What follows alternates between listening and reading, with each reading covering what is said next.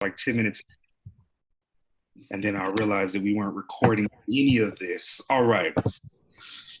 Happy Black History Month, everybody. My name is Jason Allen, and I am tonight's host.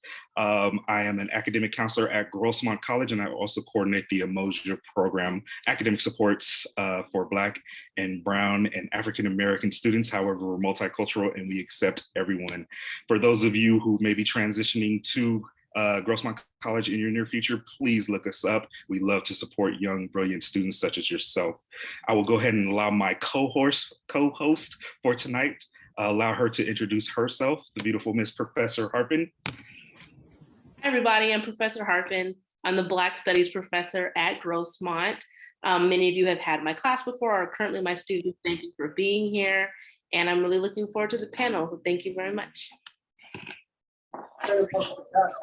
Yeah, you know, let me mute some people here. Okay, so this is one of my favorite events during the academic year, Black History Month. We usually kick it off with a Black Excellence panel, and that is exactly what this is. I'm looking at some of our guest speakers, all of our guest speakers, actually phenomenal people from phenomenal backgrounds. In a second, I will go ahead and allow them to introduce themselves to our audience members. First, let me thank our audience members for being present. I know it's after hours. This is probably extra credit. I know you guys have busy lives and other things to be studying, but this is an amazing thing to come together for, celebrating Black History Month by celebrating some of our Black heroes who are living now. Let's give them their flowers. That's kind of the thought process behind an event such as this. We want to get Black professionals, give them the spotlight, you know, not wait for them, their tenure to be over, wait for them to be retired. We want the people who are in the mix right now doing it, who, you know, not long ago were in your seats as young people, or people who are aspiring to earn some of these positions and titles. So again, the title of this program is called the Grossmont College Black History Month Black Excellence Panel, where we highlight professionals who come from our worlds, who may live right down the street from and just give them their moment in the sun to shine real quick.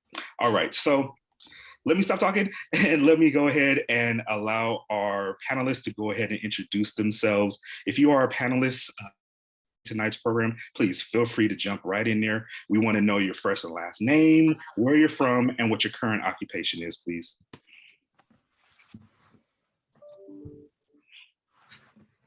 I'm going to go ahead and start. My name is Denise Wright, and I have the blessing of being the president of Grossmont College. Hi, my name is Ty Smith. I am the founder and chief executive at ComSafe AI. We are a San Diego-based venture-backed technology company that specializes in disrupting instances of toxic communication for large enterprises. So our solution helps HR and legal professionals to get ahead of instances of racial discrimination, sexual harassment, bullying, and other forms of toxic communication that happens in the virtual communication services of large enterprises. And before that, I spent 2 decades in the United States Navy. Hello, I can go next. My name is Nkeishi Michelle. I'm from San Diego originally. Right now, I'm actually living in Sacramento. And right now I work as a health educator for Sacramento County Public Health. I've been there for about 3 years and been in the field of public health for going on 8 years. Hi, my name is Denise Wright. I'm a speech language pathologist currently working for San Diego Unified School District.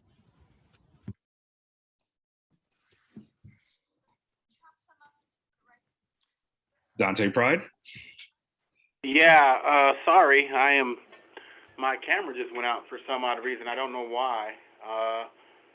Hopefully I'll be able to get it back. But for now, my name is Dante Pride. I born and raised in San Diego, went to Morehouse College for undergrad, went to the University of San Diego School of Law for law school. I now own my own practice, and we practice civil rights and women and children's sexual assault. Thank you so much. Was that all of our panelists, Professor Harpin? Do we have anybody else? I don't want to make sure we don't cut anybody out. No, I think we got everybody. Awesome. Okay, so as the audience members can see, we have a very amazing lineup of Black professionals They've dedicated their time to spend some time with us tonight to go ahead and answer some of our awesome questions that we have lined up. Before we get to our first question, I want the students to know we don't want to just be talking straight at you guys for the whole night. If you have questions, please feel free to drop them into the chat. I will be monitoring the chat throughout this. Please, please, please participate. We love your questions, and we want this to be as authentic and as enriching for you all as possible. So with that said, I'll go ahead and kick the conversation off with our first question. And as I ask these questions to our panelists, feel free to just jump right in, answer to the best of your abilities. There's no order to this, and we want this to be a flowing dialogue as much as possible. Okay, so let's start off with a softball. What comes to your mind when you think about Black history?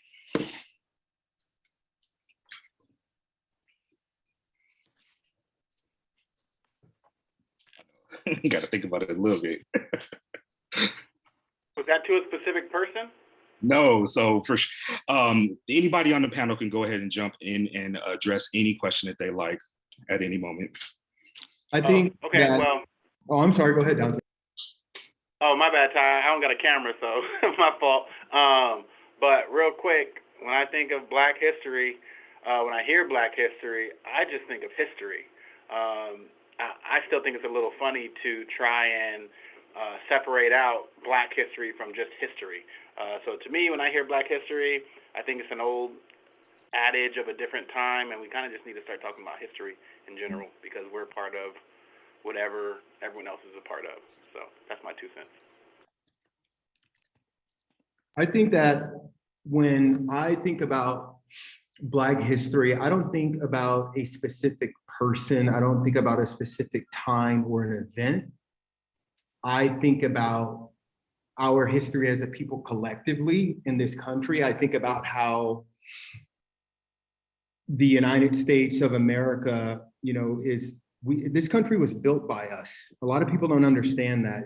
When I think about Black history, I think of how the flag of this country is drenched in the blood of our ancestors. Therefore, this is our country, and we owe it to our ancestors and to each other to build as much as we possibly can, to achieve as much as we possibly can, because we are their legacy, everyone that went before us, all the sacrifices that were made in order for us to have the opportunities that we have to shine today. Our ancestors didn't get that. So when I think about Black history, that's what comes to mind for me. And it's humbling, and it's motivating. It makes me want to keep building, keep working as hard as I'm working and excellent as a Black person.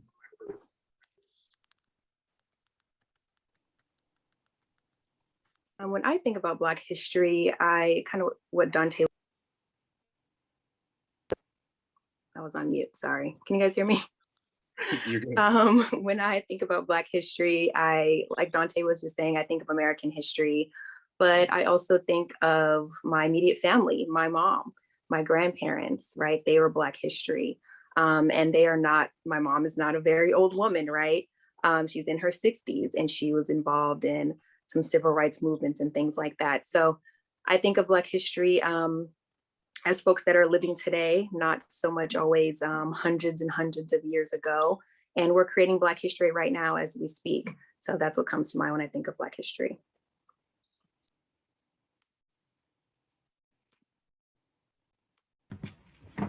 I'll say that similarly, when I think of Black history, I kind of think of my childhood and upbringing and just the fact that I was so blessed having grown up in San Diego to grow up in a neighborhood that was rich in Black history. I grew up in Southeast in Emerald Hills, and I don't know if too many people know the history of that neighborhood and quite a few of the neighborhoods in Southeast, but the way that a lot of people were able to own was that Emerald Hills specifically was one of the few places that officers in the military were able to buy. They were not allowed to buy in Coronado, even though they worked there. They were not allowed to buy in La Jolla, even though they may have done work there. They were allowed to buy in very specific areas, and Southeast was one of them. And Emerald Hills specifically was one of them. So I think about that. I think about the fact that I got to grow up and I got to go, to the hair salon and the woman who did my hair was Black. She understood. Like, I didn't have to feel out of place at any point. Like, that was Black history to me, and that they poured into me, and that they would actually like bestow knowledge on me about where they were from. And I was able to learn a lot from people in my community. So that's kind of what I think about when I think about Black history, is how we are enacting it, and just how people poured into me. And before I know Dr. Wisenhunt is getting ready to jump in here, but I can't just let you bang my neighborhood because I currently reside in Emerald Hills. Oh, what part? You know, I'm over here on Old Memory Lane, you know. Oh, yeah. Okay. Okay, I was Kelton and Roswell. My parents, sold the house, and now it's not us no more. Oh, it's not, okay. I know But that. Roswell, Kelton and Roswell. For sure. That's good stuff. Okay. Sorry, I had to jump in there, you guys. I think I might have known some of your neighbors on Old Memory Lane. I was like, what? Immediately when I think of Black history, I think that our history is every day. It's hard for me to think about that because we're so amazing. We're so creative. We're so bright. We are the innovators in so many different spaces. So when I hear like Black history, I'm like, this is just how, in my experience, so many Black people roll. Like, it's just what we do. Like, the way that we season our food is the way that, we process our creativity with nothingness at times. And I don't know if that's a word, but I will say that when I think about Black history, I'm like, well, I just kind of think that's just kind of the rite of passage of how we love these answers. Dr. Harbin, did you want to jump in there, or are we going to leave it up to the panelists? It's up to you, completely up to you. I mean, everything everyone said was great. That was great. As you all know, I teach Black studies. So one of the things that I think about when I think about Black history is, I'm being from San Diego also, and being from a military family is, I think part of how a lot of us got here, just like Denise was saying. But I think about how,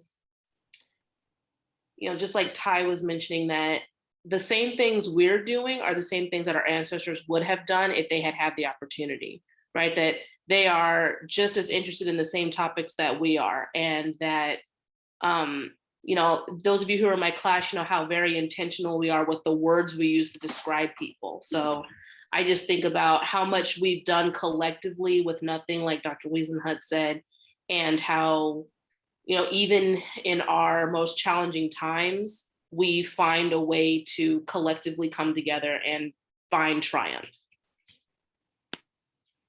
Love that. And, I'm making a concerted effort tonight not to cut off any of our panelists. So we got everybody that one, didn't we? Natalie, I need you to help me monitor that. Was that all the panelists? Yes. Okay, perfect.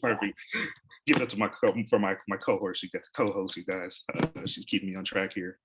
All right, I love my next question. And I think the panelists should love this one too. Okay, so,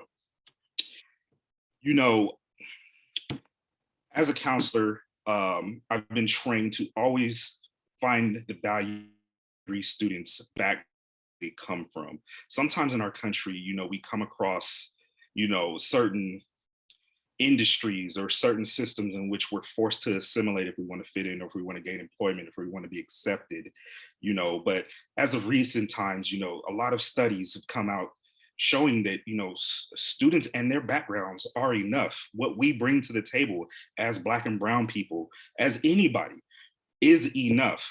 So enough with the simulation and more. Come with your authentic self and see how your background can benefit the place in which you're entering. So with that lead in, my question is to the panelists, how has your culture or your upbringing prepared you for your current roles or even past role successes? It could be your current role or a past role, but what in your mind from your cultural upbringing has prepared for that role to succeed in that role?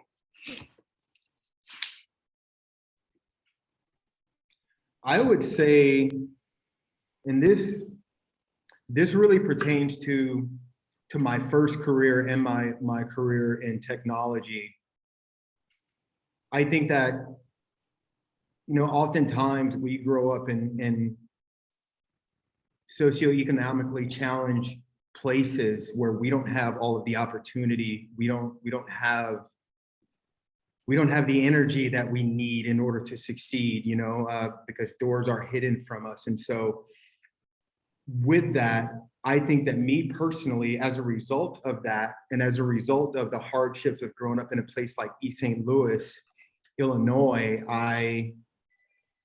I joined the Navy with kind of like this grit, this chip on my shoulder of I'm going to show the world who I am and what I can do, because I grew up in a place where I was just constantly hearing about what I would never achieve and what I would never be able to do and what I wasn't smart enough to do.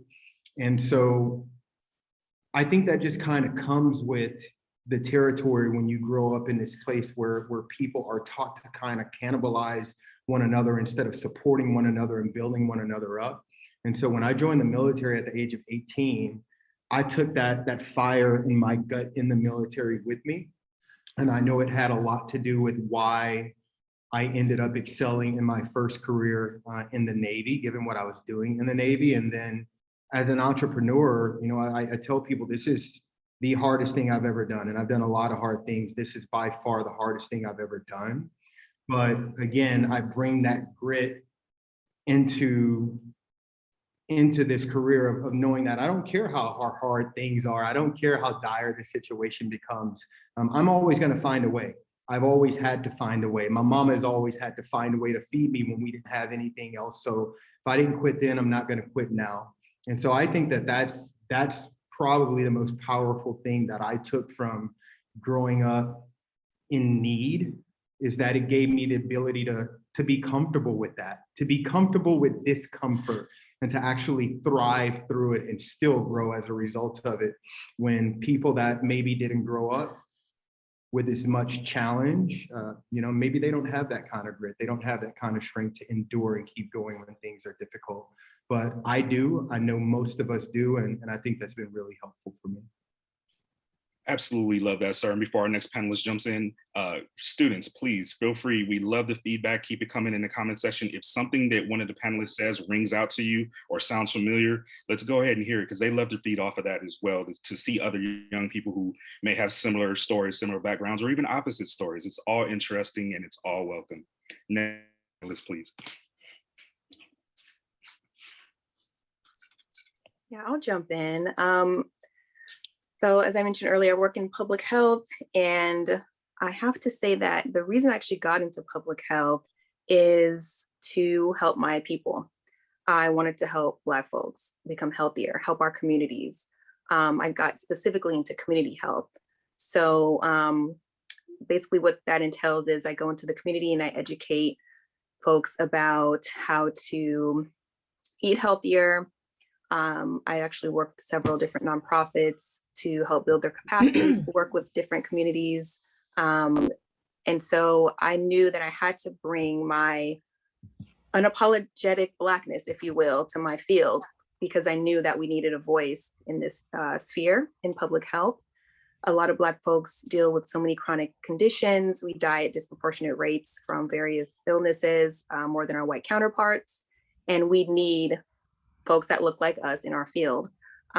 There's been studies that have shown that, for example, when a Black mother gives birth, she will far better when she's provided care, when she's sought care from a Black provider, if that makes sense. I'm kind of fumbling right now.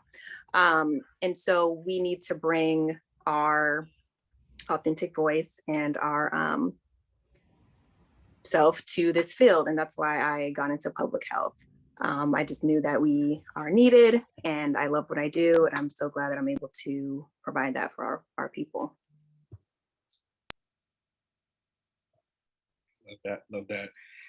And before the next panelist jumps in there, I mean, she's talking about public health and health in the Black community, and I just can't help but to sit here and think about that breakfast burrito I had it from my favorite taco shop. You know what? She's right. I got to do better. I'm gonna do better. This is unacceptable. We got to it's Black History Month, so these COVID pounds have to be. I'm gonna go right after this. I'm gonna go run a couple blocks, and make that happen. At least you have access to good Mexican food. I will say I really miss that about San Diego. So I'm actually kind of jealous right now. Sacramento doesn't have that. Dante, so I think your camera shut off on that last question. So right now we're the question is, how has your background, how has your cultural background prepared you for your current role? If you wanted to jump in there and answer that. Okay. Yeah, sorry about that. Had some technical difficulties. Hopefully they're fine now. So my background, my cultural background. The one thing that I think has been the largest help in my legal career thus far has been the ability to learn to code switch. That was an ability I learned early on because growing up in San Diego, there weren't very many African American people in general, A, and then B, there weren't very many African American people in the special classes I was in high school. I was in a program called Seminar, and there just weren't any black people there. And so if I were to talk like I talk at home, that would have turned people off, made them afraid of me, not being able to understand me as well. And so I learned early on that I have to use my happy Negro voice. It's unfortunate, that's a whole nother discussion we can talk about later, but I did learn to use the happy Negro voice, and it served me well in my career thus far.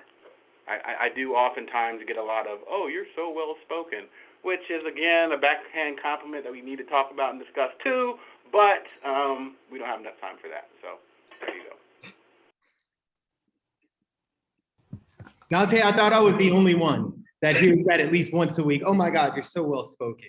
Like as opposed to what? You know what I mean? So yeah.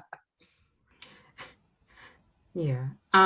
So as a speech language pathologist, one of the main areas that we focus on is communication. So I really love that you brought that up, Dante, because it's one of the reasons why I am pushing in this field, and specifically here in San Diego, for more representation within our field. The field that I'm in, probably like a lot of other fields that my fellow panelists are in, tend to be mostly white. And we don't see a lot of us there. However, with my particular field and working in the education side of it, quite a few of our students that we service are Black and brown. So we can imagine some of the issues that may come up with that. Not that they're not well-meaning SLPs, but that just they're not fully informed. And part of that information comes from lived experience. So being Black and being from Southeast and then attending an HBCU for grad school has really shaped the way that I operate in this field. So it's been a lot of fun, but it's also been kind of a struggle to really have to explain to educators that no, little Billy does not need to be pushed into special education or into speech because he uses be a certain way or because he's speaking a certain way. The way that we speak, or specifically using African American vernacular English, or as I like to say, Black American English, that is not a deficit nor disorder. And that's something that really needs to be understood. And also just our culture needs to be better understood, especially because now with the rise in social media and whatnot, like we're seeing it be put on as like a costume even more than what it was before. And we have people mishandling it and then trying to, I don't want to say penalize, but in a way, trying to kind of penalize us for practicing our own culture and them not understanding that. So, yes. Love that. I'm gonna add, for me, I would say I'm reminded of what my father said, who in his late 80s, my dad had Alzheimer's, and my dad at his last birthday party, my sister-in-law was like, say something, daddy. And my dad said, in that moment, he said, be as you are. And it was like pin drop. Like, what? Like, where did that come from?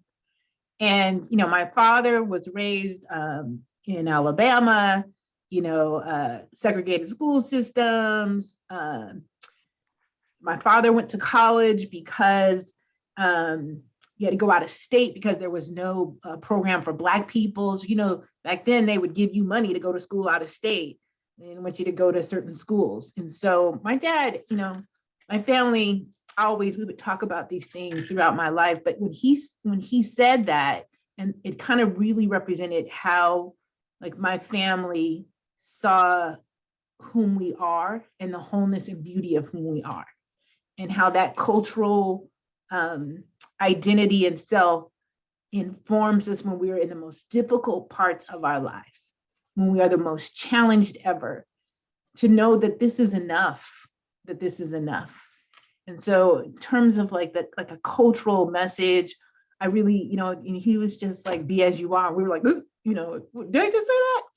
But it really is about, just loving on who you are, because it's going to be rough. It's going to be rough. And how do you work with that, and to know that you are absolutely enough? Love that. And Dr. Wisenhunt, I know you were talking, so you haven't been able to see the chat, but you're getting so many positive and amazing responses to that. Oh. You are enough. You are valid. You are validated. There's nothing about you that needs to change. God doesn't design any junk. Let's just be honest. Love that. He does not. Was that all of our panelists for this particular question? I feel like we missed one. No, that was everybody. Okay. All right.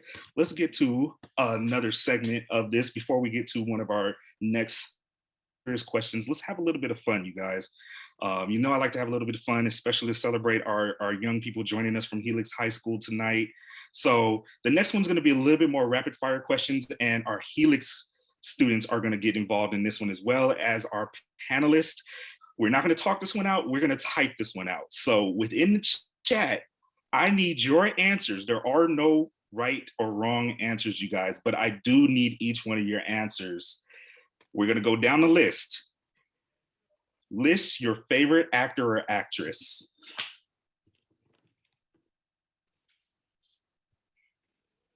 Let's see what people are coming up with.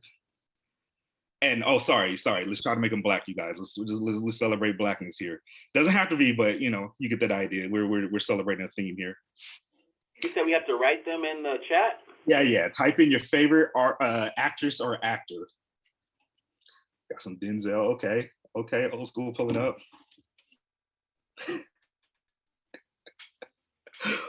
Awesome.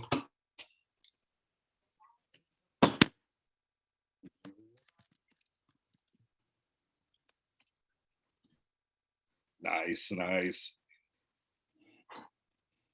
Okay, let's keep going. You guys can keep adding those, but let's go to our next question. Favorite R&B artist. This one's gonna be hard. I know, there's so much out there. Could be from any era. Got some Rihanna's. Okay, Ty, you had to hit Rihanna twice.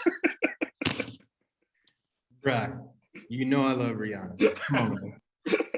Bryson Tiller, Stevie Wonder. Okay. Loving. Yeah, you guys, let's celebrate us. Let's celebrate.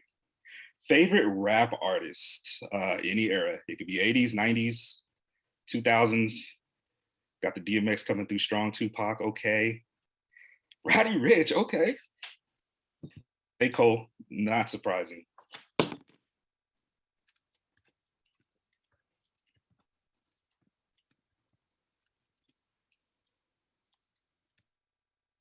Love it. Okay. Let's keep going down. All right, it's gonna get a little tougher now, guys. Converse or Vans? Converse or Vans? Okay. I feel like Helix is just gonna be all Vans. That's what the young kids wear these days. But we rock the Converse, the K-Swiss, right, guys? Air Force Ones. Don't be trying to leave me out here on the island by myself. You remember them shoes?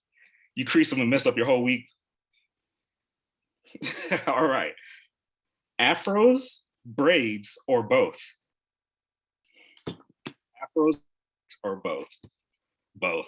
I love these answers. Love them. Ooh, okay. This one might cause some issues at barbecue. Electric slide or cha-cha slide? What we doing, y'all? What's going on? Cha-cha, electric, okay. Say with the strong electric. Electric, okay, okay. Coke or Pepsi?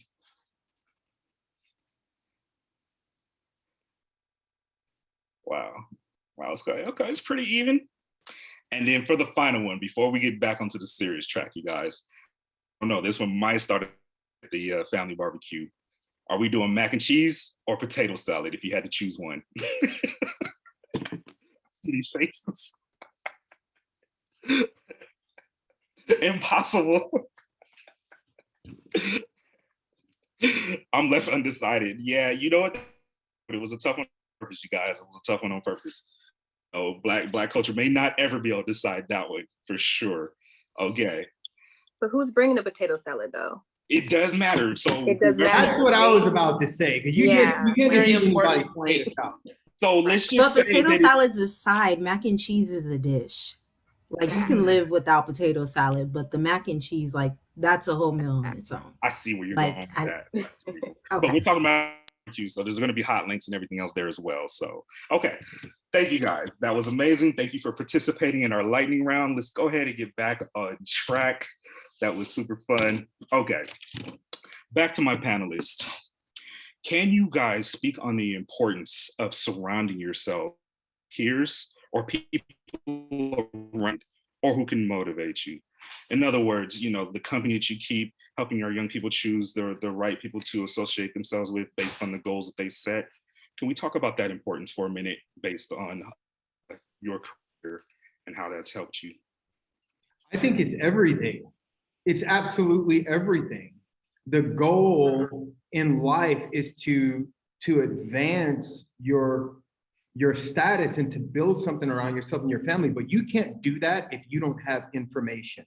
There's a reason why, you know, from the moment the first slave ship hit the shores of the United States of America in gosh, what was that, 1619? There's a reason why they prevented us how to read and write and understand numbers, because information and education is everything. And a part of the reason why our communities have been destroyed is because that was a part of the plan. Take the fathers out of the community so that they can't teach the children how to grow, how men should treat women, how women should treat men. And now we've created like this caustic cocktail of learning in our communities where our kids are learning that, hey, it's okay for me to talk to a woman this way. It's okay for me to wear my pants around my ankles. It's okay for me to do this. It's okay for me to do that, because they're not learning a different way. And make no mistake, this system was designed to keep us in those neighborhoods. They don't want us to learn the things that we're talking about right now. So that mentorship and guidance is very, very important. And I think it's really important that the young people that are on this call today understand that that should never stop. It should never stop. I'm 43 years old. I've retired from one career already. I run a successful technology company. And to this day, I don't make decisions alone. I don't. I am surrounded by people that I believe are smarter than I am, and I go to them for help every day. Help me make this decision. What should I do? Have you seen this scenario before? Because there is a lot at stake. There's a lot of people that want to see me fail simply because of the way that I look. And so I have to be able to swallow my pride and readily admit what I don't know and ask for help from people that are willing to teach me. And that's never going to stop. And it should never stop, because even when all of you that are really young, when you get to the point in your lives and your careers where we are, we expect you to pass this information forward to the people that are sitting in the chair where you're sitting right now. So I think that mentorship and guidance is very, very important. And the other side of that is, you know, and being in technology over the last 6 years, I've learned that saying of it's not what you know, it's who you know, it's absolutely true, 110%.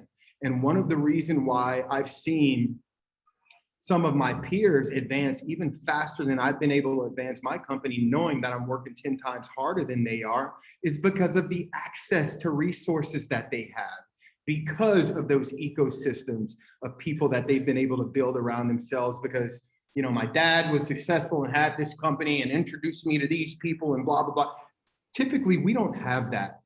And so that's something I know I took the long way of saying that, but I really wanted to express the importance of that, because it's everything. Education is everything, and you should never stop learning, and you can learn something from everyone. So I don't care how successful I become. I don't care how old I get. I don't care how much education I have. I'm never going to stop surrounding myself with people that I believe genuinely in my heart are smarter than I am.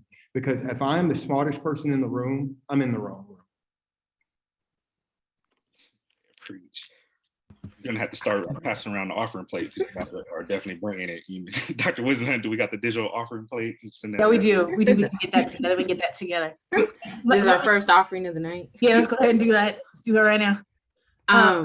Oh, sorry. No. Please go ahead, doctor. You are the guest. I have nothing to say. Please, Denise. And I love your name. And I love your spelling. I love your name too. Oh, got that. And you're a DW like me. Or I'm a DW like you. Are you a DSW? I'm a DRW. Because I was like, any more, and we're gonna have dinner tonight. Okay, so I'm finished. I mean, we still can. I wanted to piggyback off of Ty in regards to the first not being the smartest person in the room. That is absolutely true. If you are the smartest person in the room, there is a problem. There's a huge problem. And it's not that that you aren't intelligent or anything like that. But if you can't learn from the people around you, you need to get a different group, and you need to do that fast, quick, and in a hurry. But networking.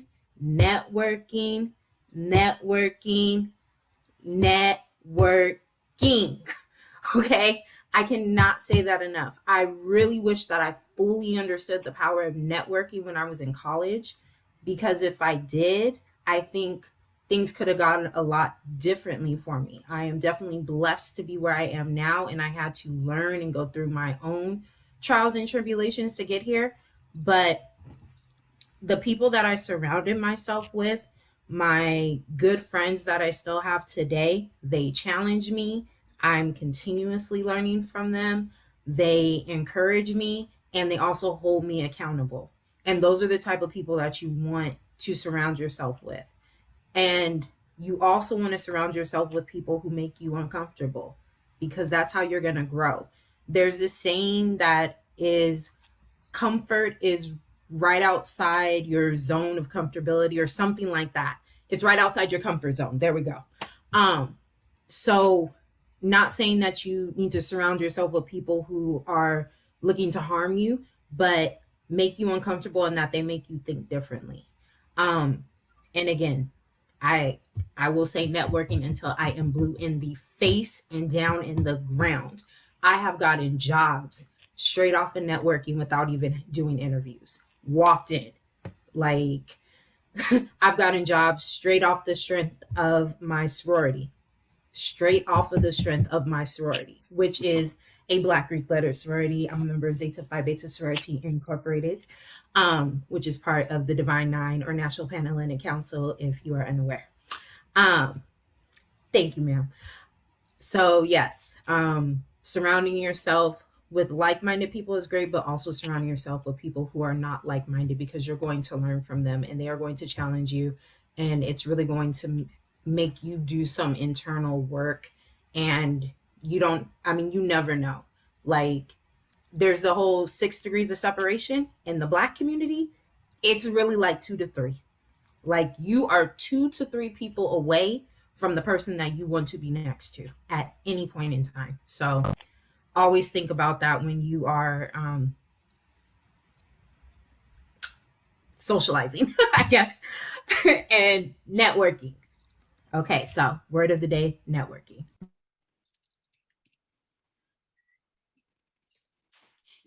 All right, Yeah, I I'll really hop agree. in here. Oh, go ahead. Oh, Did you want to go? You can go. Okay, no, I was just gonna piggyback off of what Denise said. I love that you said pretty much don't silo yourself, right? Be in groups that are different than yours. Be a part of groups that are different than yours. I think in the age of social media, it's so easy to kind of fall into these echo chambers and work into these algorithms that just echo what you want to hear all day. Even I found myself like on Twitter and I'm like, I'm agreeing with like every single thing I'm seeing. That's letting me know that I'm maybe not following folks whose viewpoints differ than mine. So I'm really big on that. And I know that I actually have to do a little bit better on that myself. And kind of on a different topic, I'm a firm believer in within our circles, lifting as we climb, right? So we climb these ladders, they say, go reach for the stars, but we have to remember to reach back and help each other out, help ourselves. We have to help our own folks, right? Get to these positions of power. As we know, it's hard as Black folks to become that CEO or, work in that, what is it called? Like the C-suite or whatever it's called. And so once we're in these positions of power, we got to hire ourselves, hire folks that look like us. We have to educate each other, right? I'm a health educator, so I'm going to always throw education. Folks here are educators, of course, too. So I'm always a firm believer in that as well. And I always talk about Sankofa too, if you all are familiar with like you're flying forward, but you're reaching back at the same time. So hopefully that makes sense, but that's just my little 2 cents, and well said. The other panelists are really well said. Awesome. Madam President, I think you had something to say. I would just say, everything. This is such a good panel. Like, Jason, you are killing it today. I'm like, such a great Professor Harpin, like the work that you're doing is phenomenal. I just want to recognize that. But your crew is like so much of what this game is, right? And sometimes you have different crews that you rely on for different strengths, different circles. Don't be afraid to like reach out to have different circles. And I think one of the most important things is to have intergenerational circles. So, it's like you got like everybody who's your crew and you're all type, like we're all in my area, it's like Stevie Wonder, like we're all looking the same way. But then like when I get around like my nieces, it's a whole different other language. It's a whole different other perspective. And really to be prepared, it's about looking at those whom are a little bit older than you are, because they got all kinds of wisdom. And then also those whom are younger. And I think, the commonality is, around people who care, like genuinely care about you and love you is, when you get in those internal personal circles, that's important. But when amassing a team, I think one of you says, made some really good observations, and that is that you seek talent, but recognize first you are a talent. You got all kinds of talent. Your talent is in the discernment of whom you choose to put around you. And they look like us sometimes, they look like other people, diversity in ideas. That's an important piece too. But, the circles, the crew is so important on those days when it's like, how come, why come, who am I? You need that, to really just hold it down. So that's what I share. Love that. Can I jump back in real quick? You said something that really struck me and that I think is very important. And so I want to repeat it. It is important to have intergenerational people in your circles. That is major. Like, especially at this age where you have like the unique time to have really great mentors who are older than you are, and you have the opportunity to even learn from people younger than you are. Like, a younger person can teach you something, and it's really important that like we continue to respect our elders, but that we spend time with them and that we really, really get their stories, because they are living, breathing, like oracles. Like, they really are. And they are the bridge from our history to our present. And eventually you are going to be the same. So like, that is really important. Like, having people of different ages, they're going to see things differently than you, have different experiences. So yeah, having intergenerational friends and people in your circle is just, that's major. Dante, did you want to jump in there, sir? I did earlier, but everyone said everything that needed to be said, I think. Just a small thing to add on is you are definitely a mixture of your friends. You talk like them, you have similar ideals, you go similar places, you dress like them. So it's obvious that the people you surround yourself with are just going to be an amalgamation of whatever you are. So, Man, he hit us. He hit us with that SAT. You guys got the SATs coming up. Was that junior year? You better be paying attention, my boy Dante. He'll put you on amalgamation. I can't even spell it. Don't even ask me. 5 points to the person who spells it in the chat. Listen, I'm gonna jump in on this question just because my answer is going to actually involve Dante. Story of us back in the day. I'm sure he's not gonna remember it, but in the theme of this question, surrounding yourself with, putting yourself in circles that you may not always be comfortable with because they challenge you to be better. Make sure, am I clear? I got an interruption there. Yet it's so crucial, you guys, to make sure that you surround yourself with people who are going to challenge you, people who are motivated, not just like-minded, not just who are going to live easy. And it's so easy, I feel, in San Diego to fall into that trap just because we're so laid back here. You know, there's not as much of a sense of urgency in some circles, in some areas, as there may be in other parts of the city or even the country. You know, the East Coast, New York, you've ever heard of the New York Minute, how people are always on the go, go, go, hustling, hustling, hustling. Cities, people are riding around and getting it, you guys. So here's my story. I remember when I went to more whoop whoop, was my college tour back east and visited about 5 or 6 HBCUs, historically Black colleges and universities that accepted me. And it was an amazing tour, you guys. I went to Fisk, I went to Norfolk, was that Virginia? I went to Hampton. Whoop, whoop. I went to a few others. Oh, wait, what school did you go to? What are we begging here? The illustrious Hampton University in Hampton, Virginia, and Norfolk State is in Virginia. Got you. So yeah, it was a great tour, you guys.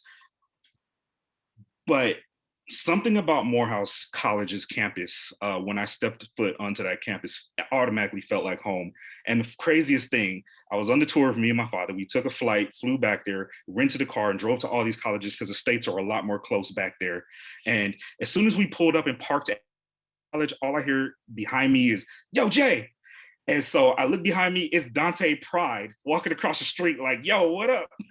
And I was just, oh, snap. Yep. This was like home already. I already know people.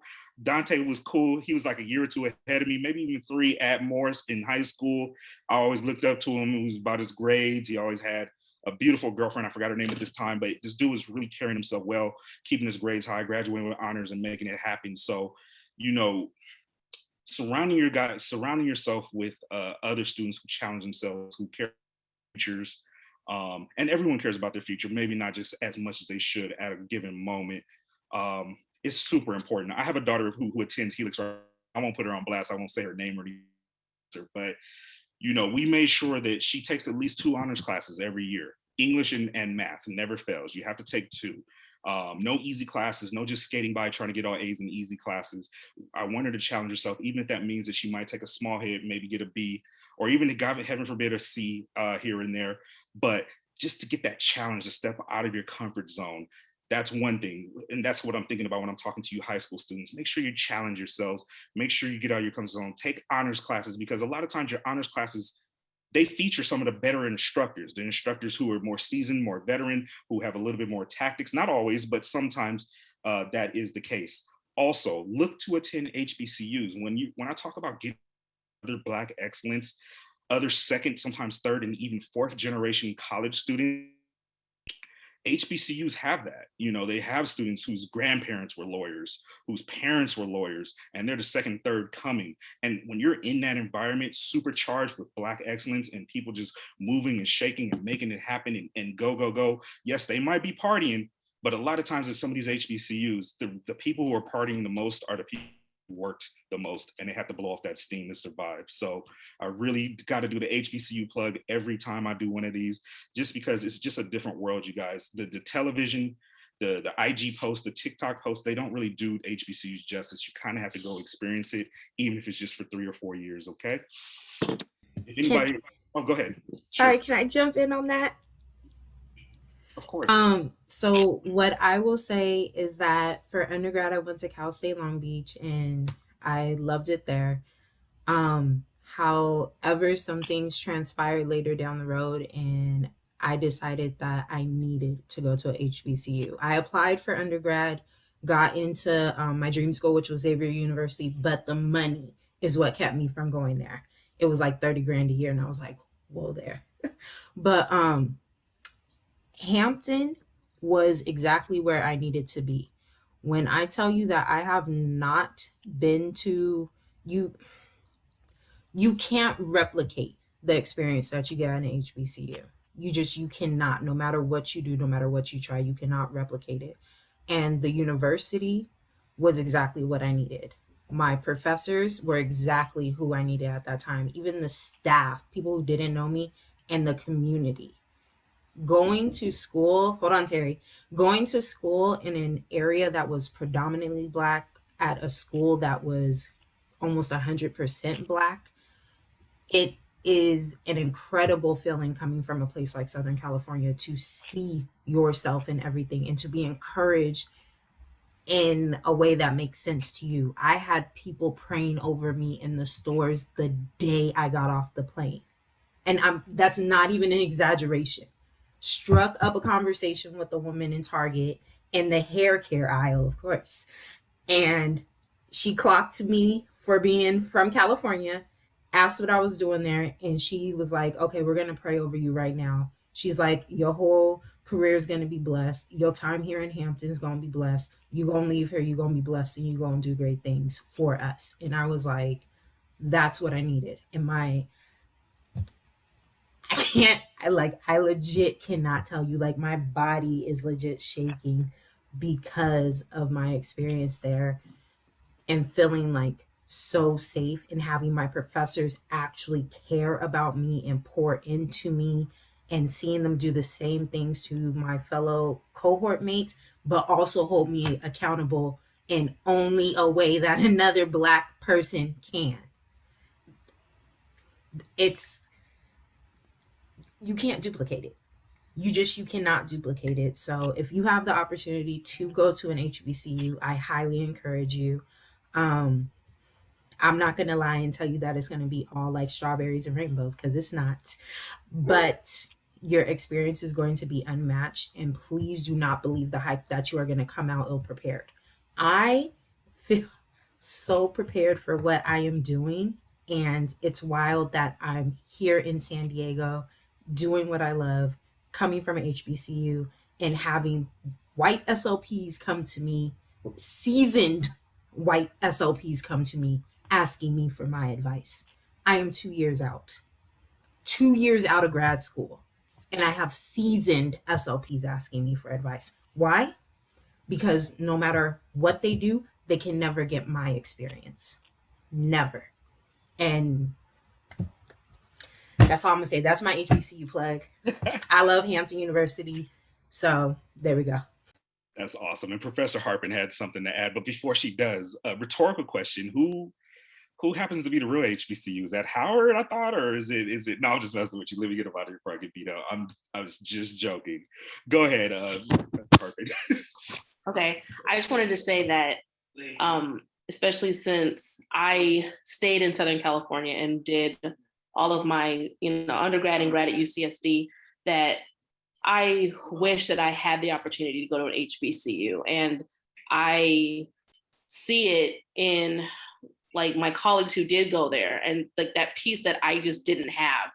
And as much as we tried to make it, even was already mentioned, like we're a small group in San Diego anyway, so we try our best, but I just know that it would have meant so much more and I would have felt so much more supported. And one of the things that has been collectively mentioned is, getting outside of that comfort zone. So I think that, at least in my experience, going to a PWI, which is predominantly white institution, it allowed me to thrive in that discomfort and still staying on the track, even though nobody would sit next to me in class, nobody would sit next to me on the bus. People just completely avoided me. And I, felt like really scared and upset about that at first. And then I learned, you know what, like, I know what I'm here for and I'm going to do it. And then when they realized that I was the Black girl who was going to grad school and was doing all this stuff, then all of a sudden they wanted to be more accepting, right? Because they see that, okay, well, she's actually like our competition and she's blowing it out of the water. So I wanted to say that. And also that sometimes being outside of your comfort zone is going to mean, especially when you're done with school, that, you may have people who pull back from you because they may try to say that you are, you're different now, or that you're not, who you were before. And you have to be comfortable in that. And again, knowing that as long as you have your compass set on what you want to do, you have to keep going through it. I like this conversation because we keep going back to comfortability and, what should be on the other side of discomfort, which is growth, right? And I didn't go to an HBCU. I wish I had that experience, but I didn't. Because I spent 2 decades in the Navy, I completed my undergraduate studies online with Ashford University, and then I ended up going to USC for an MBA at the end of my naval career. But I like the fact that Natalie talked about being constantly uncomfortable at a predominantly white institution and how that's prepared her for life after college. I think that's really, and even after graduate school, I think that's really, really important, because I can remember 6 years ago when I started this company, one of my mentors said something to me that I'll never forget. It is one of the most solid pieces of advice I have ever received. And he said to me, Ty, your success as an entrepreneur is going to be based on your ability to be comfortable having uncomfortable conversations. And I never forgot it. And there's a reason why I never forgot it, because right after he told me that, I went out and I launched my company, and I was just uncomfortable every day from that point forward. And I've continued to be uncomfortable every day, whether it's because I'm talking to investors and I'm justifying a decision I made, or whether I'm asking for a lot more money to get the company to the next level, or I'm trying to talk a customer into signing a purchase order. It's just constant discomfort. And I really believe in that statement, because I think that it sort of defines the difference between people that end up getting to the next level versus people that do not. Because it's really easy to become uncomfortable and go, okay, I don't want to experience that anymore, so I'm going to stop right here where I am. It's good enough. But I think that where people really start to reach that growth is when they go, okay, this sucks, but that's okay. I've been uncomfortable before. I've done hard things before. I can get through this. And that's really, really important, especially as a Black person, to have that mindset, y'all, especially given the conversation that we have. Like, these are really successful Black people on this call today, and it warms my heart. But I guarantee you, every one of us has experienced walking into a meeting, a really important meeting, and knowing ahead of time that you're going to be the only Black person in the room before you even get there. And so you go into those situations with that discomfort. And so I just wanted to say how important that was, because we keep talking about it, but I just feel like I've been living that for the last 6 years, because it's, to this day, at 98% of the meetings I go into, I know I'm going to be the only Black person in that meeting, and I know half of the people in the room are going to be looking at me like, what the hell is he doing here? But I've learned to become comfortable with that feeling. I've learned to even thrive in that feeling, and sort of, again, have this chip on my shoulder and go, well, I'm going to show you why I belong here. I actually belong here more. Actually, this is my house, so you should leave, right? I've become comfortable in that attitude. And like you said, just accepting that, okay, this is my time to shine, and I'm going to show you why we belong here. So I just thought it was really important to throw that out, because I love how everybody's talking about it. It's really important. I wanted to just share too that, like in my family, I come from a family, a lot of my family's gone historically Black colleges. I went to UC San Diego. I was the first one. My dad was like, "What you doing? You're supposed to be going to Xavier." And honestly, like literally from like 16, like look at Xavier, look at Xavier. And my first three siblings spent some time at the California community colleges before they came to historically Black colleges. And I offer that for consideration, making sure that you align with fantastic people like Jason Allen, who is phenomenal, who can help provide support and awareness of the ability to transfer. For my family, my parents, there's 5 kids, it's expensive. And this saved a lot of money. My sister went from Fisk to Meharry, where she met her man from East St. Louis, my brother-in-law. And so, I mean, you just, and he, if you find yourself saying like right now, or if you find when you get your financial aid paperwork that, oh, dang it, I couldn't afford to do it, know that there are options of how you can go to historically Black colleges through transfer processes. Also, many like PWIs that we discuss have exchange programs with Morehouse and Spelman and Xavier. They have that at UCSD now. So, I mean, like there's some things that you can do to dip into both. I think they're phenomenal. What I've observed for people who have, some people I know who've gone to historically Black colleges is that the recruiters came specifically to recruit at those institutions to get the most talented people they could from those institutions who came and carried their own special experience. So, and I mean, like IBM, all these companies that you think about, or maybe Amazon or Google now, but I mean, there are many options to pivot. I like the idea of having both experiences, but I think if you just go one pathway too, that's fine. The truth of the matter is, at the end of the day, we got to finish. We got to graduate. Completion. So I'm like, you got to get through. So if you at James Brown University or whatever, I need you to get through, so I just think about it like that it's different pivots, and you have to know yourself. It isn't for everyone any choice. You have to kind of figure out what's best for you. And I think about you, Jason, your father drove you around. I'm like, oh God, that's fantastic. Showing you, exposing you to campuses. You can do that online if you can't fly. There's lots of different ways that you can do it, but I don't think there's necessarily a cocktail. You have to make your own cocktail where you want to finish. And many of you will go on to graduate school. Absolutely love all of these points, you guys. And the counselor in me has to jump all over this just for a quick minute. I put the Instagram page for College Umoja program in the chat. Please follow us. I'll follow you. I'll accept you immediately. As Dr. Wisenhunt said, there are so many different pathways. And as Raven Ivy said, amazing point, HBCUs and PWIs. The path that I really pray that my 2 kids get on, HBCU for undergrad, PWI for graduate work. Just because if you think about it, many of us have had a PWI experience our whole life.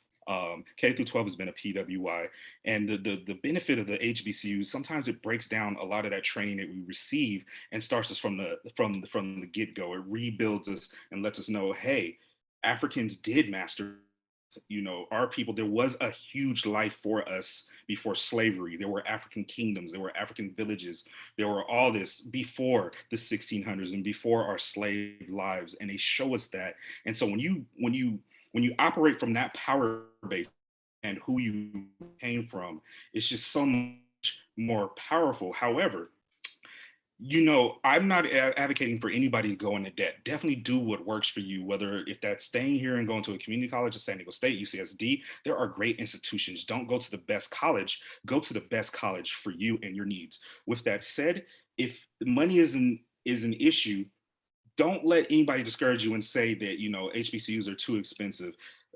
Madam President highlighted the possibility of going to Grossmont or any other community college first and then transferring to HBCU. A lot of people don't know that there's a lot of state HBCUs that cost a lot less money than the private HBCUs. Some of them are even less than San Diego State's cost. And there are some HBCUs that offer in-state tuition too. So there's a will and a way. That ties back to a previous question where we said, make sure you always tie yourself to a mentor, someone who's done it before you, someone who can light the pathway, and don't listen to all the people on the sides and on Instagram or whatever. Oh, it costs too much. Student loans are too.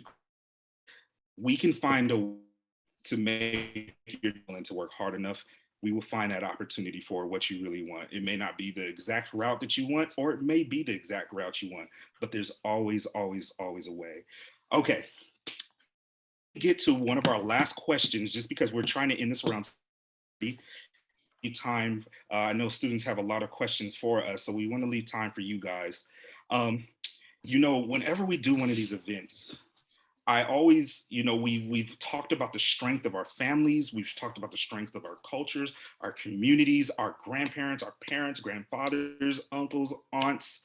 You know, I always want to leave room for some unity as well with other cultures, other races in this country, and specifically some of our white allies as well, just because, you know, sometimes it can be difficult for them as well to fight against that status quo and say, no, this is not right. We do need some more color in these departments. We do need this and that, advocate for them. And a lot of times, you know, it goes overlooked that the civil rights movement was supported by a lot of allies who would come from outside of our community. So in conjunction with that, for this next question, I would like the panel, do you have an example? Can you think of an example where a white ally did something to help benefit your career or life that meant something to you? And what did that look like, or what was that? Yeah, I will say before I jump that I've actually had my life saved on several occasions, you know, by white allies. When I was in the military, I was in a very niche community where I was, you know, as usually one of the only few of us. And there have been several occasions where I've witnessed my white brothers, you know, readily lay down their lives, you know, in order to preserve my own. So I think that I'm glad you asked that question. I think it's really important that we acknowledge that. Yeah, we have to make no mistake. We all we got. All right, we got to build for ourselves. We have to help one another out. We got to figure out how to get more education and resources into our community. But also, there are plenty of people out there that are willing to help us. So it goes back to a couple of the points that we were making earlier around networking and not being afraid to make yourself uncomfortable and go talk to people, because there are good white folks out there, right? But I mean, listen, I have been, you know, blown out the side of a helicopter and laying unconscious on the side of a mountain in Afghanistan. And I've had my life saved by people that look the opposite of us. So I'm glad that you brought that up, because it's important.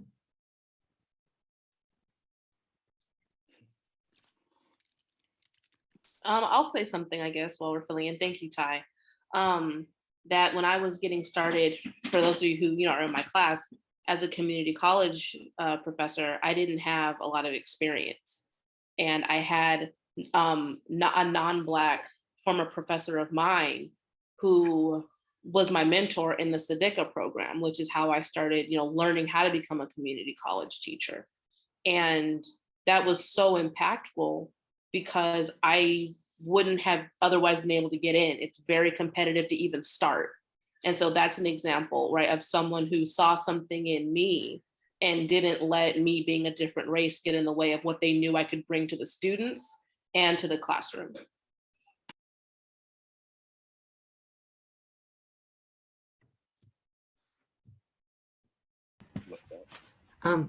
I'll jump in also with that. These are definitely great points, and we want to make sure that we are like accepting help wherever it may come from. Like if somebody is looking to pour into you, let them. Like you deserve to have people pour into you. And like Professor Harpin was saying, it could be someone who does not look like you, and that's okay. Like I've had a friend, mentor, from one of my PWIs that I went to that I still keep in contact with. Like we'll go and get lunch together and just catch up. And this woman pours into me, and she has just told me so many times that, you know, that she sees something in me and that she wants to support me, and she has shown that. So sorry, excuse me. So yeah, just if you see that someone is looking to pour into you, like let them. You deserve that. you deserve to have people pour into you, and you deserve to have people support you, regardless of what they look like. So, yeah.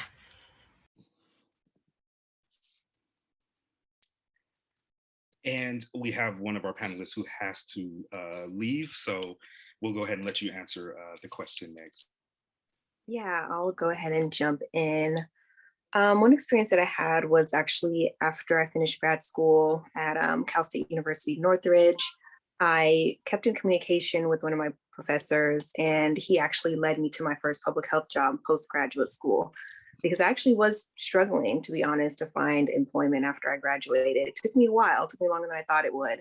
And he helped me network. I started going to some webinars he would have, and just so happened there was an opening at AIDS Project Los Angeles, where I had my first, well, I'll say my first postgraduate public health job. And he poured into me. He saw in me that I had a unique skill set and diverse experiences. Even when he was my professor, he was tough. He definitely challenged me, and I appreciated him pushing me, because later, of course, he became my one of my supervisors. So definitely accept help, like we said, from folks who are willing to give you that support, because it can come from all directions.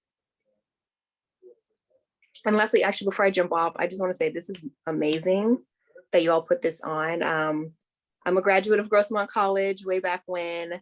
I started at Grossmont, went to NSU for a year, Norfolk State University, and then I actually graduated from Cal State Northridge. So this is an amazing resource for students. I wish that this was a thing when I was at Grossmont. So this just really brightened my day. And yeah, this is a great way to start off Black History Month. So keep doing your thing. And thank you, Professor Harpin, for inviting me on tonight.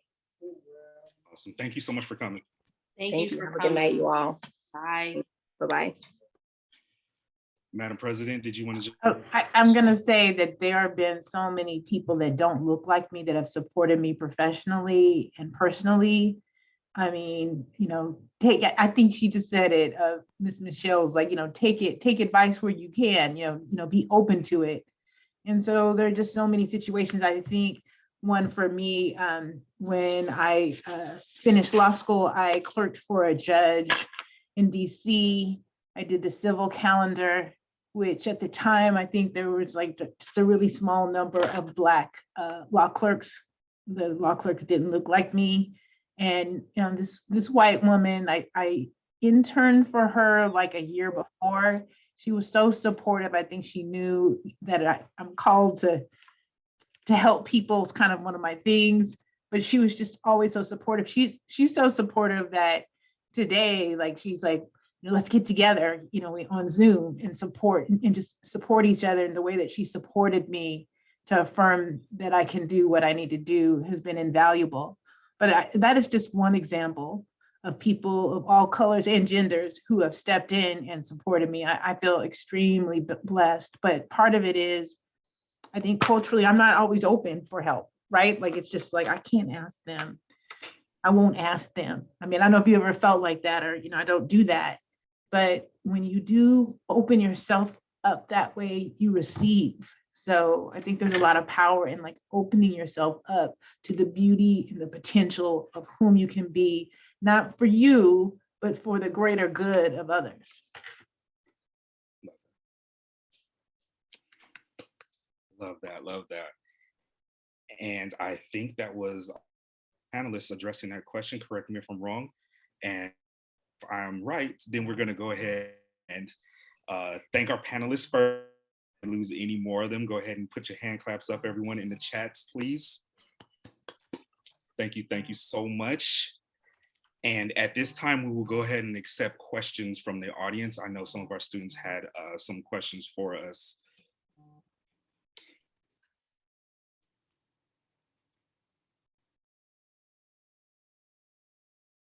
Don't be shy, don't be shy. Yeah, I think Raven might have had something. Hopefully she didn't forget it. Sorry, Raven, I tried to hurry up. No, it's okay.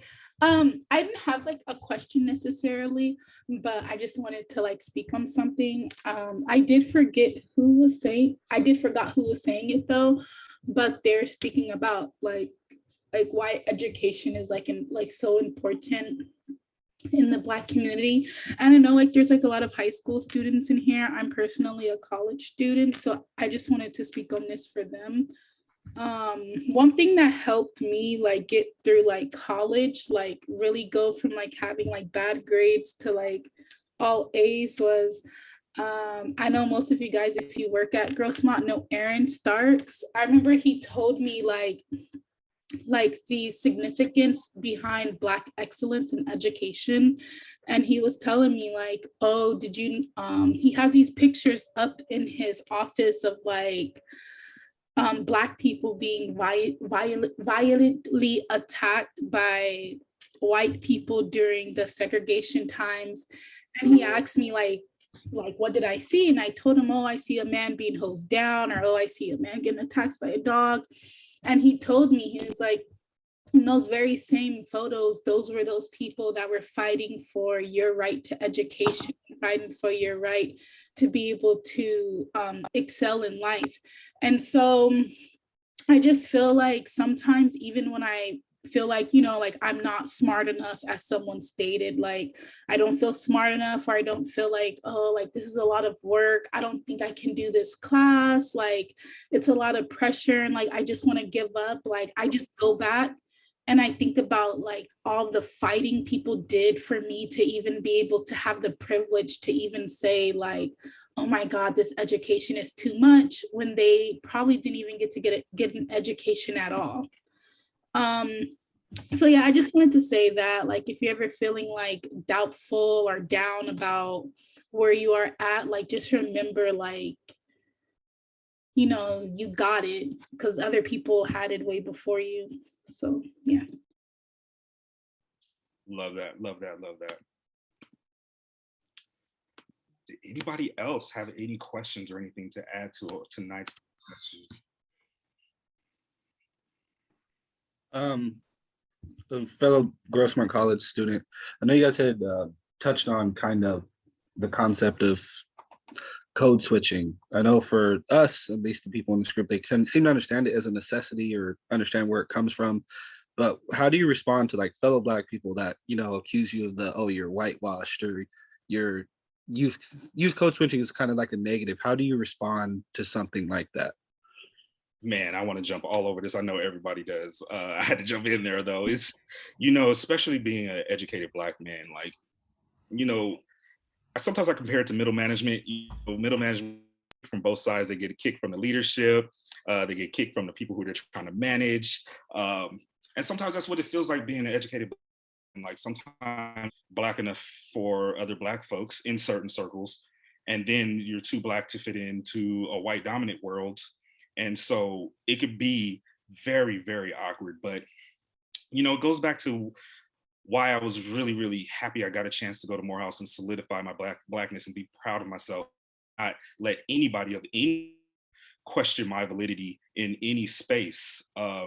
Unfortunately, this country was founded on racist principles. So we're gonna have to fight against that daily for the foreseeable future. Racism will never go away in our lifetime, I don't believe. We're and improving things, but yes, that does mean that some people whose minds have not been freed or evolved yet, who have not learned their history, who have not learned that, hey, there was a Black life or Black communities before they were enslaved, and before they were in the ghetto, and before they were whatever kind of stereotypes come to mind when you think about us. But there, you have to understand that as you continue to grow, as you continue to evolve your mind through education, through learning, through certification, wherever your professional journey is taking you, you're going to grow. And unfortunately, those around you who even look at you may not be on that same evolutionary track. It doesn't mean they won't eventually get there. So I'm not saying this so you can look down on them. But yes, sometimes you may get called the, oh, he's acting white, or oh, he's an Uncle Tom, or oh, he thinks he's too good now. All I can say about that is encourage you to stand your ground. And when I say stand your ground, I'm not saying go punch somebody upside the head. No, I'm saying stand your ground spiritually, mentally. Just know that you're a rock, and that's nothing but a wave coming to crash on it, but it's not going to wash you away. Try not to take it personally as much as possible. I know it's easy to say over Zoom, but that is out there, and we're going to, unfortunately, is a reality that we do have to fight against. Is sometimes our own people see us as trying to act like something that we're not. And we were like, dang, we're already fighting against it in the white world, and now we got to come back to our own communities accusing us of selling out or whatever that may be. It is ugly. We do have to deal with it, but I guess what I'm trying to do is just encourage you not to take it personally and to keep on in your track. I want to second that and say that I think that for a lot of people, it's a projection, right, that they're putting onto you. And I think that some of those accusations hurt me more when I was younger. And now that I've gotten older, like it still hurts, right? Like when you're hearing it, especially from within the community, because we hear it from outside so much. But like understanding that it has nothing to do with you, it's something that's in them, and it's a projection onto you. And that as long as you know who you are, and you know that it's not, don't let it affect you, right? That's what I wanted to say. And not to get into another subject like dating or anything, but it's almost like dating when you've ever dated someone who's been lied to or cheated on or hurt, you know, sometimes they can project that on you, and they find it hard to trust a future partner or a future spouse or whatever it is. And they have to kind of heal from that. Well, you know, that's kind of how I see this country in so many ways. White, Black, Asian, Mexican, there's been trauma to different communities based off of this lie that is racism, that trauma resurfaces in all different facets and formats throughout our communities, throughout our lives. So a lot of times it's a traumatized or hurt person who's coming at you like that. And they don't know how to express that hurt, but to put it off on you, as Professor Harpin said, a transposing some of that trauma and pain onto you. So like I said, it really takes a strong person. And this is what I was saying about your experiences. I was a customer service manager, so I learned how to accept people yelling at me over the phone and not take it personally, knowing that they're yelling at the company, yelling at the situation. They don't know me personally. So even though they're hollering at me on the phone, you know, I have a little bit of dexterity where I can take that and not take it as possible, depending on who it's coming from, of course.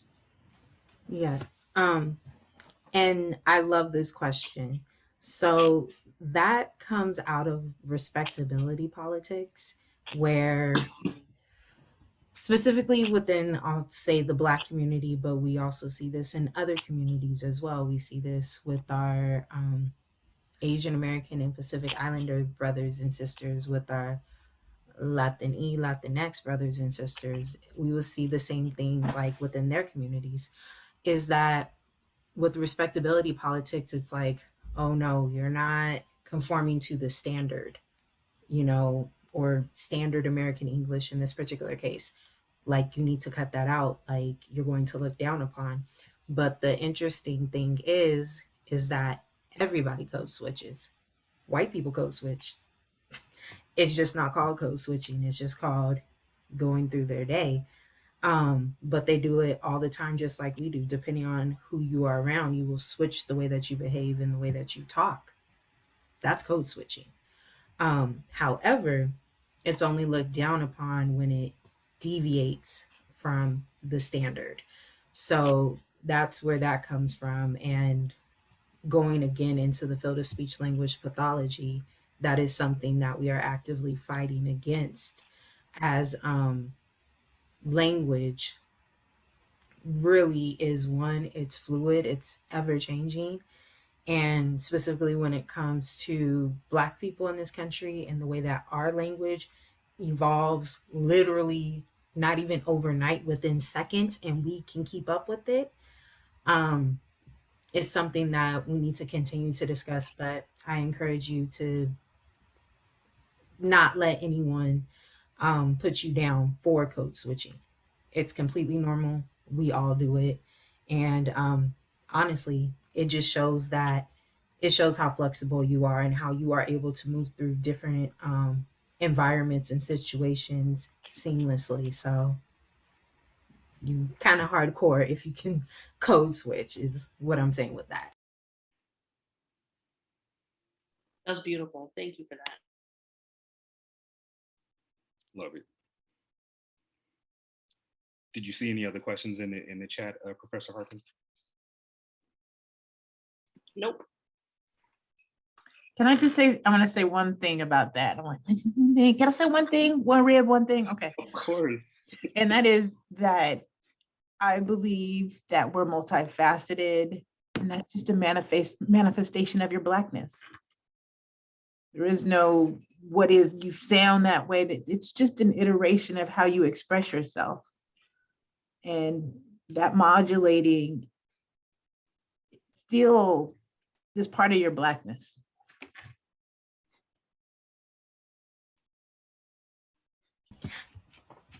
I love that you said that. And I am like, me and my speechy brain are like geeking out on that right now. Like, that could legit be an entire course. Like, code switching could be an entire course in speech language pathology. Curriculum development. Right? Like, it really could be. So yes, thank you for that. Love it. And so it sounds like we're getting ready to conclude this program. It's been amazing. Before we do, I always like to encourage young people, make sure you guys read. And when I say read, read for fun. Don't wait for Professor Harpin to assign some of those amazing books that she has on her syllabi. Whoa.